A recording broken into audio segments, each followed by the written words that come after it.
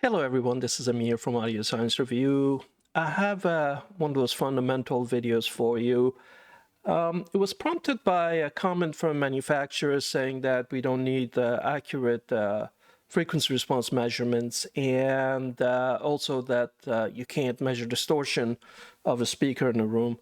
I could just quickly answer that both of those are wrong, but I thought instead make this an educational video on fundamentals of how we perform modern measurements, and not just speakers, but also headphones they're both transducers. And while some people understand this at high levels for what the signal is, I don't think they understand the intricacies of how the signal processing works and how the fundamental math and science work. I'll get a little bit into the math and science, but bear with me, the high-level picture should be understandable by most of you. And if you learn this, boy, you'll know more than 99% of people out there, including experts in acoustics and engineering, because, again, math is involved, and whenever math is involved, people prefer to not dive in on this. And frankly, this information is not widely known, except for people that deal with instrumentation. Okay, so the idea is, how do we measure frequency response and distortion? This is the technique indeed used in the measurements that I'll show you. So I've got a PowerPoint in here, so let's work through it. The key about measuring headphones and especially speakers is that they as the frequency goes along from 20 hertz to 20 kilohertz, the behavior of the system can change drastically. For example, you could have a port at the beginning of a speaker, then a woofer takes over, but meanwhile there's mixing of the two sound sources coming from different angles.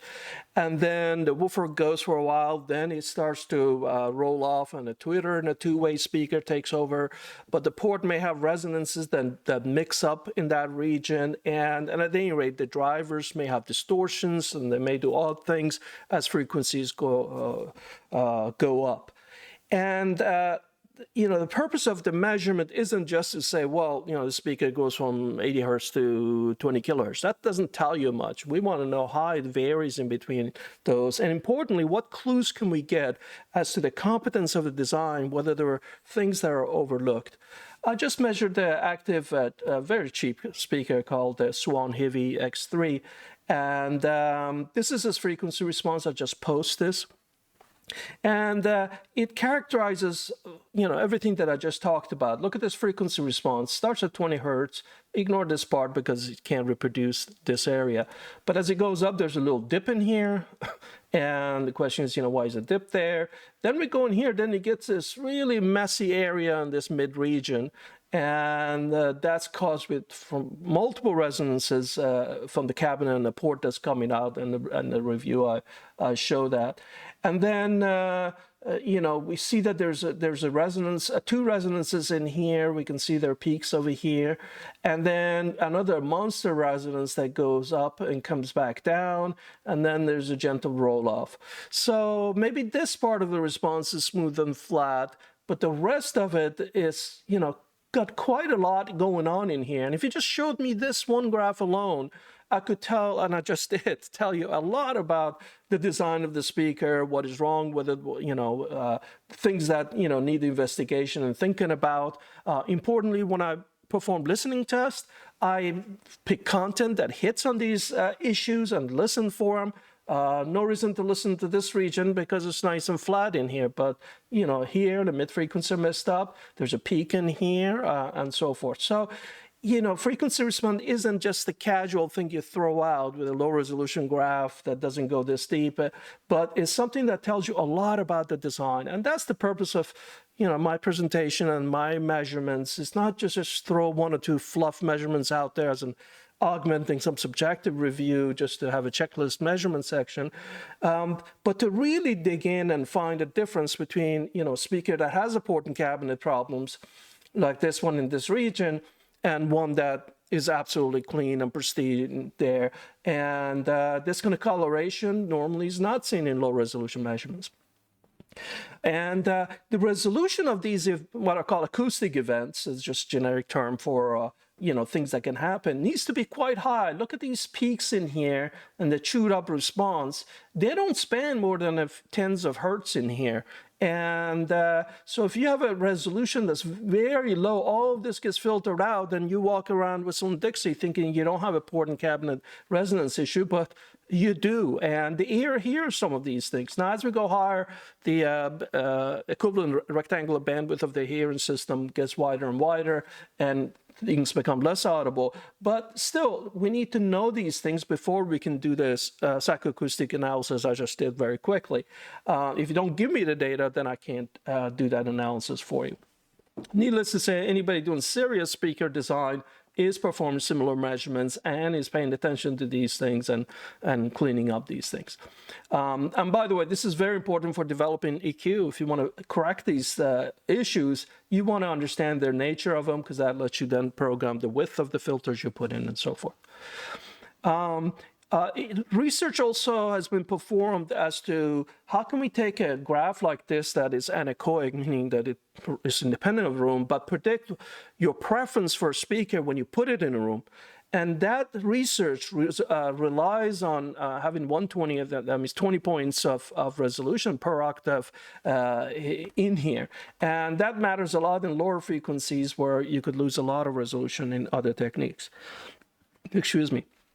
So my measurements about 1/20th, 1/24th of an octave is what I show, but other people show you 1/3 of an octave, which is, useless for this type of analysis.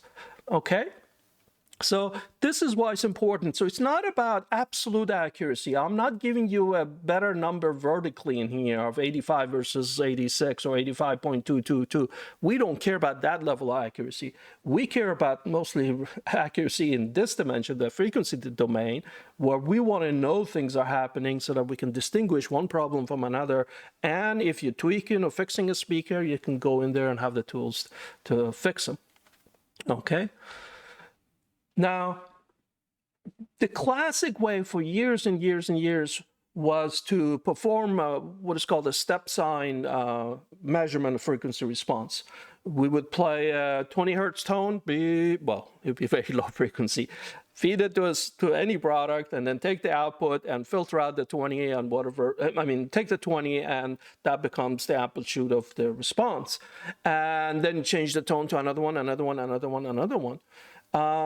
Now, that works fine if you have very few points, because each measurement takes time. You have to wait for it to stabilize and to capture that accurately.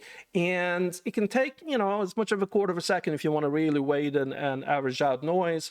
But if you go quick, just measuring 100 to 200 points can be 5 or 10 minute affair.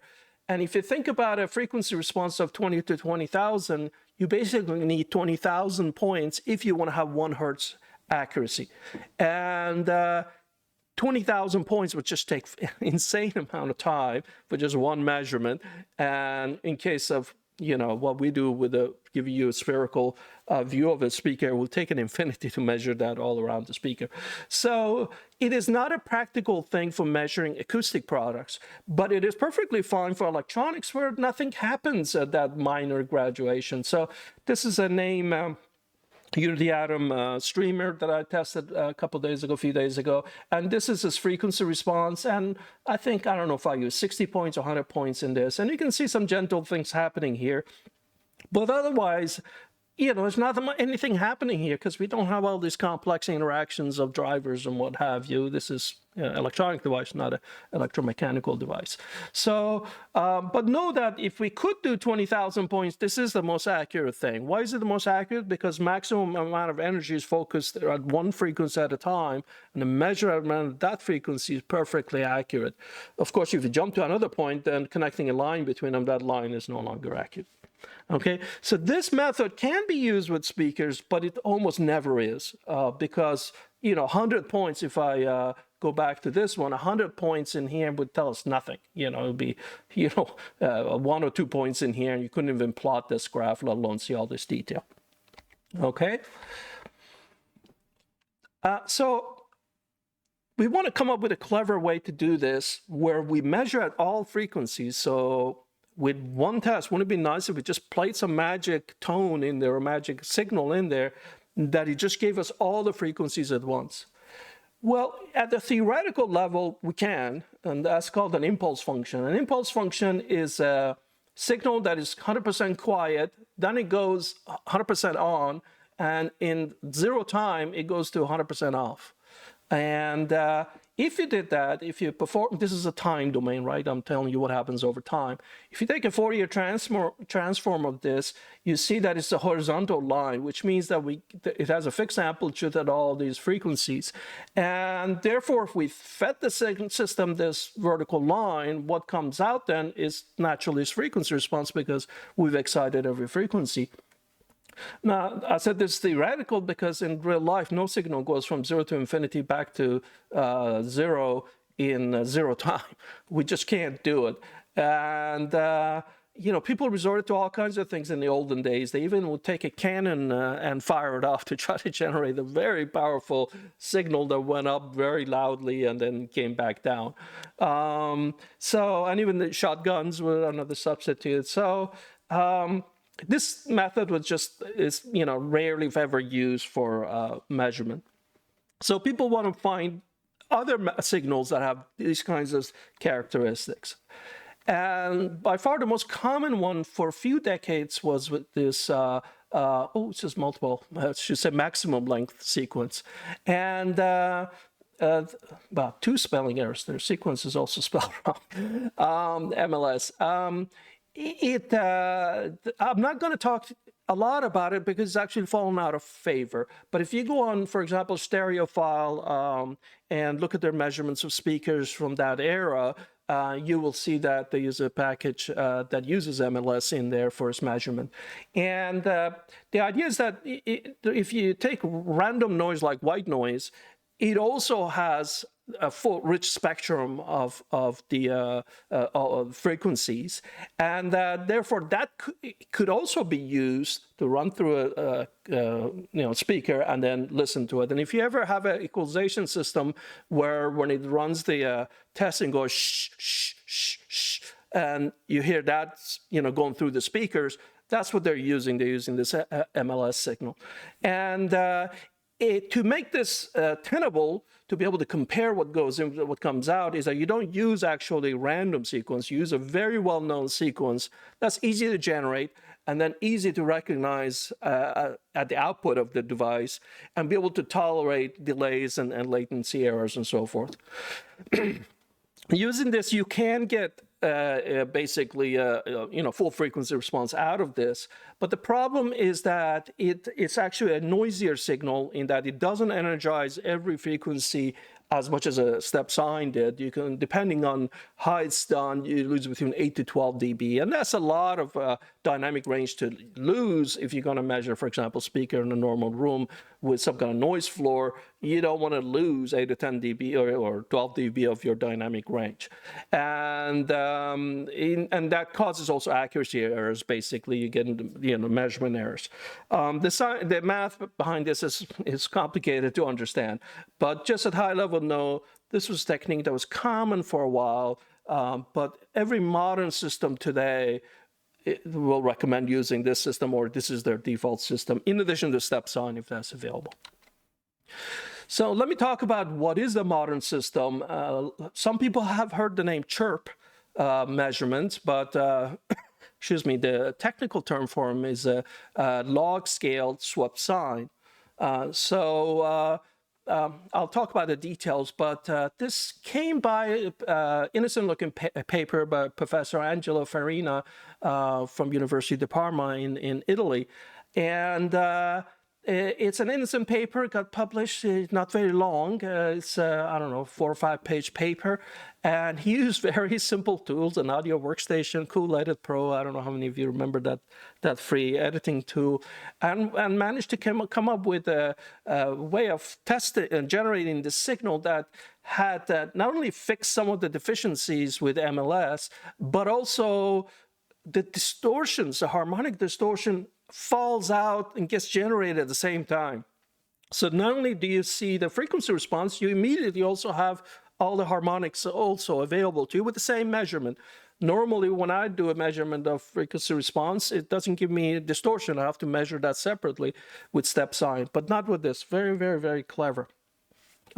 Paper was published in the year 2000. By the way, he was one of the first people to get things online. I remember taking his full acoustic course on this really old website. It's from his full semester class, where he starts the class and he immediately tells all the students that the class will be in English, and every student must be able to ask the questions in English, and otherwise they better leave the class. And it's good in a way that he knows so much of the literature out there in this field is in English, so it's forcing the students to be proficient in English on that. And there is, low resolution videos, but it's still fun to go through them one at a time and get to the end. Very, very well done on basics of acoustics. Anyway, we sidetracked. Let's go and say what that is. When you have a log Swept-Sine, you give it a duration of how long that signal. The signal goes whit, whit, whit, and it sounds like a bird chirping, and that's where the name comes.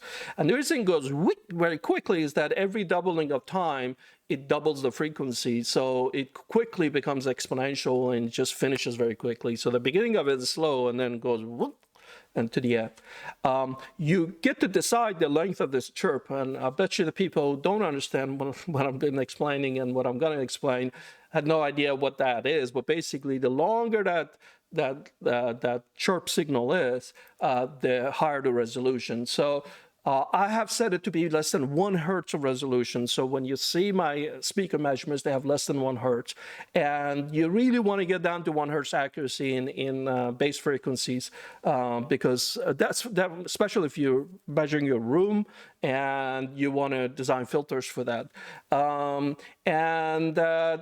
drawback is that the longer you make it, the longer it takes to test. And with clippable near-field scanner, we make 1,000 measurements, so it does accumulate. Even though the chirp can go it's still 2 or 3 seconds, still pretty short, but it can add up over time. If you don't make in one measurement, then it's not a big deal. Now, I'm going to try hard not to drag you into the math of this thing, but essentially, if we take a Fourier, well, let me step back. The problem we have is that when we run a signal through the system that's sort of known, what comes out gets delayed by timing errors and what have you, and you can't just compare the two because they're out of sync with each other. Using a statistical signal processing technique called cross-correlation, you can basically filter that out, and that works by basically taking a Fourier transform of the input and the output and just dividing them with each other. And what this gives you is that it's the frequency response of the device under test. So it's, even if you don't understand what a Fourier transform is, there are libraries that go and do that, generate the thing for you. Basically, you're transforming from time domain to frequency domain, and boom, this comes out. And then if you need the impulse function, you then use an inverse FFT on that, and that becomes important in a second when I talk about distortion. And that's what we're at. So if you get the impulse function, you see this kind of data that's presented in graph form, but you get a data. This is the impulse response of our speaker that's being measured. So this is what our frequency response gets driven from.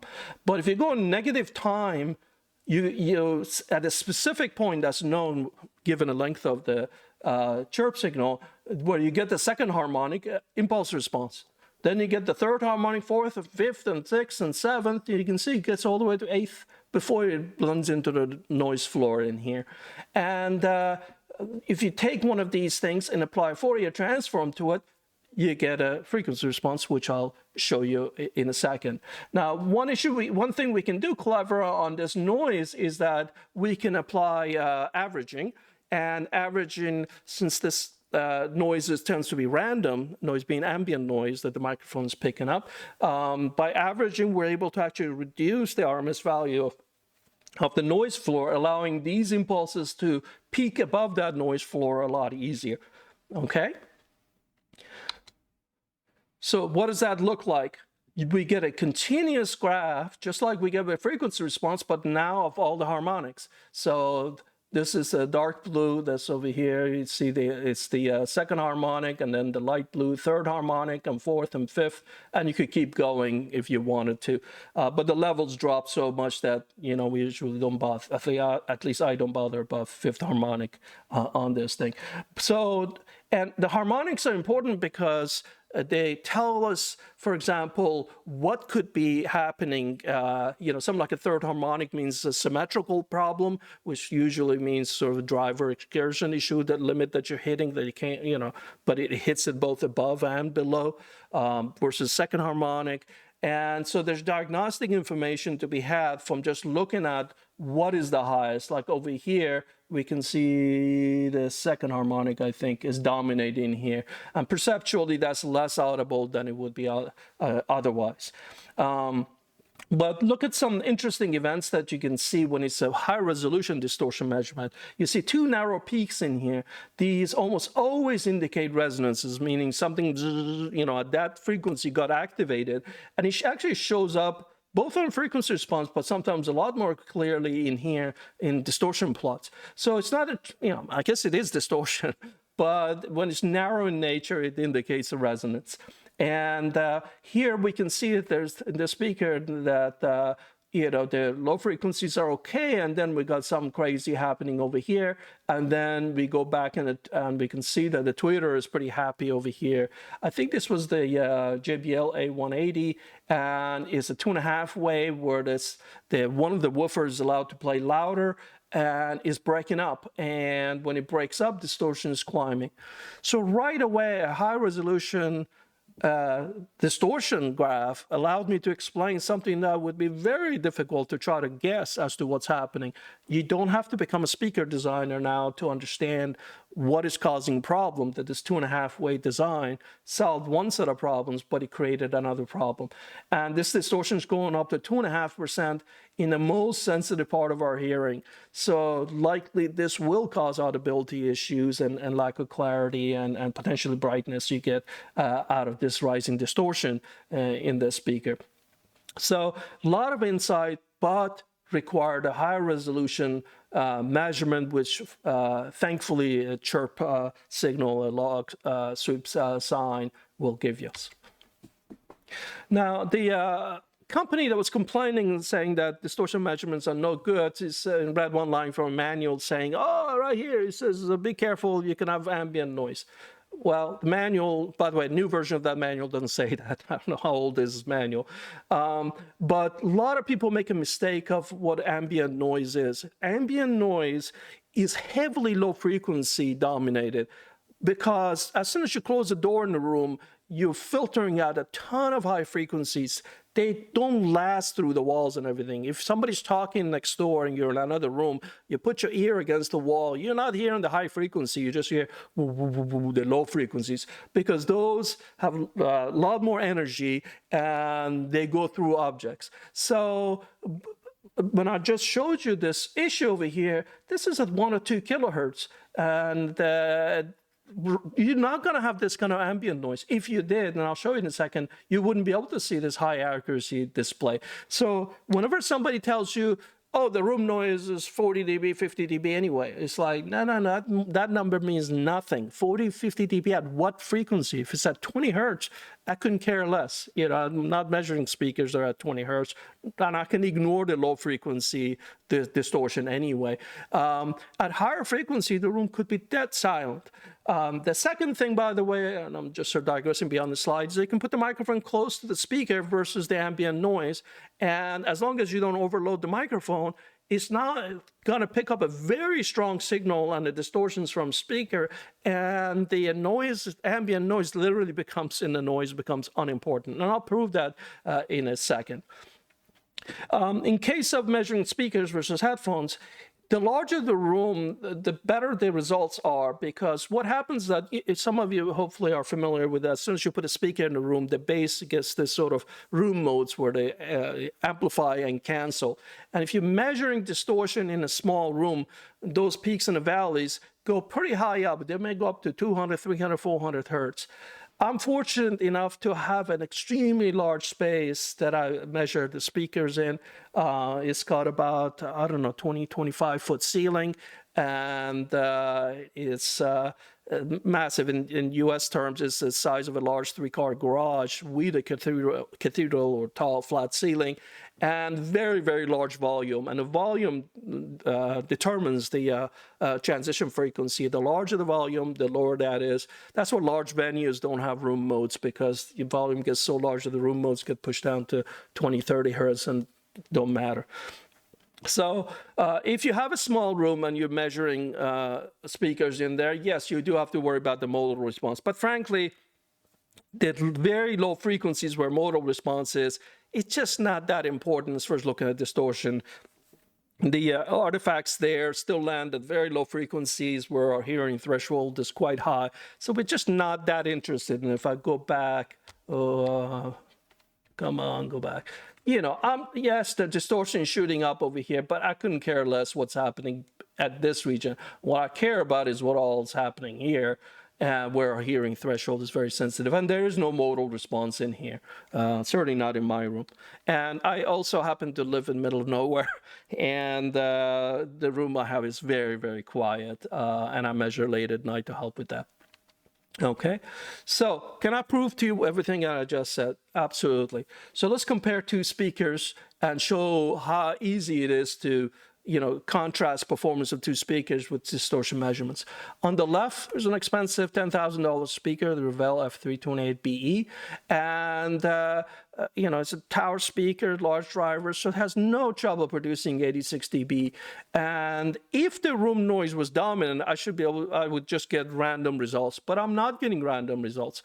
Look at, for example, over here, there's a resonance right here at 130 hertz, 140 hertz, and boom, there's a sharp peak there, and I'm able to measure that, no problem. And then look at how it's able to measure down to very close to, you know, 0.0, but not zero. If I amplify this graph, you'll see that there's a nice response over here. So if I can measure a speaker this clean and still find problems, it's a walk in the park to measure a speaker that I call Distortion Factory. It's this GR Research LGK 2.0. And look at the distortions in here. You can't possibly dismiss this and saying, it's all useless, it's all because of noise. No, it isn't because of noise. It's a little speaker and it's blowing his brains out and it's getting distorted, not just at low frequencies that I said I don't care about, but now I've got distortion that's just gone way off the scale, even up to, you know, 400 or 500 hertz. But even outside of that, look over here, then there's a secondary source of distortion also happening at this higher frequency. So, it's not just the base frequencies that is distorting at, and compare this to a, proper speaker that doesn't have. Now, again, I don't want you to compare these two speakers. They're in a completely different category. It's just the speaking of the measurement system. And this is how you verify if your measurements are accurate. You do a control test, right? Here's a control test. Take a very, very clean speaker and measure it and see if you see. By the way, you can go find the source of these resonance and other measurements that don't rely on acoustic measurements. And you say, yeah, it's accurate. And therefore, this for sure is telling me there's problems. This is where our hearing is most sensitive in this region. And boy, we have 1.5% distortion. That's a lot of distortion that's being pumped in there. And despite just being 86 dB at 1 meter, and that's 80 dB at 2 meters. And by the way, company spec shows measurements of this driver at 84 dB already at 1 meter. That's the frequency response they show. So this is basically what the company spec is. And the company spec doesn't tell you what the distortion is. I'm showing you what the distortion is. And so it's critical to measure this and say, hey, what's going on? What is the nature of the distortion? You can see the harmonic makeup of it and decide whether it's excursion limited or, asynchronous, asymmetrical problems. And all of that could be diagnosed from this. Okay, so please don't go by, salesman talk that, this reviewer's measurements are too accurate and doesn't matter and we don't need precision. We do, but we're very fortunate and lucky that Professor Farina from Italy invented this measurement technique that's fast, it's accurate, and in the right environment with the right expertise and setting up the test, we can dig deep and find flaws from just two simple things, just a frequency response measurement and distortion. So much can be diagnosed about the speaker, not just, oh, does it play 20 kilohertz or 8 kilohertz, and what does the simple crossover do? No, we're able to do a ton in here. Of course, if this is not information you understand, or you don't even use this kind of chirp signal for measurement, then yes, you're in the dark ages, and you're not going to get this kind of response. If you Swept-Sine one frequency at a time, you're never going to capture this kind of detail in here. Okay, I apologize for the technical nature of this. Hopefully, sometime in the future you can come back and watch this again and again and again, and dig deeper if you need to. But for now, just the walking away point is, this is the modern way my audio precision I use with headphone systems, and then my clip-hole system I use for distortion measurement, and Room EQ Wizard, if you use that, that also uses chirp signal. It's the standard today, but sadly there's very little discussion about what it does and what it really does, how it really works. Okay? All right, see you in a future video. Bye-bye.